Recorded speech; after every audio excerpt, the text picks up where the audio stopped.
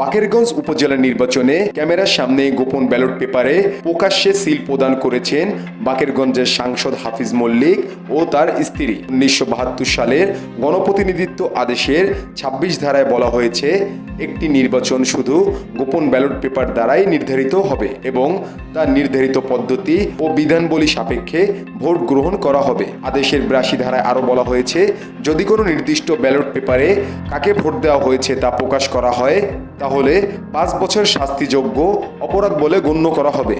84 ধারায় ভিজিটিং অফিসারকে ব্যালট পেপারের গোপনীয়তা রক্ষার দায়িত্ব প্রদান করা হয়েছে।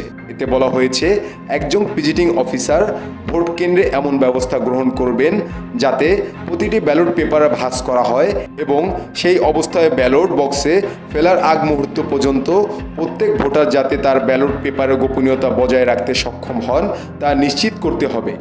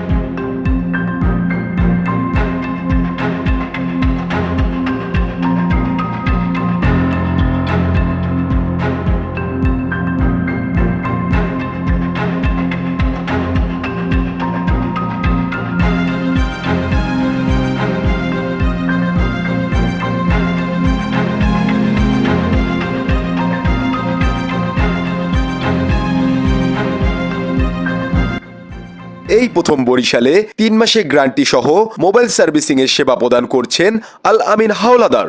এখানে রয়েছে আইফোনের battery health boost, face ID repair, display unknown part repair সহ যে কোনো কাস্টমারের জন্য ট্রুটন রিপেয়ার সম্পূর্ণ ফ্রি। এছাড়াও পাচ্ছেন আইফোন এবং অন্যান্য সকল ফোনের অরিজিনাল ব্যাটারি ও ডিসপ্লে সহ সকল ধরনের দ্রুততম যত্ন সহকারে নিখুঁত সার্ভিসিং এর সুবিধা।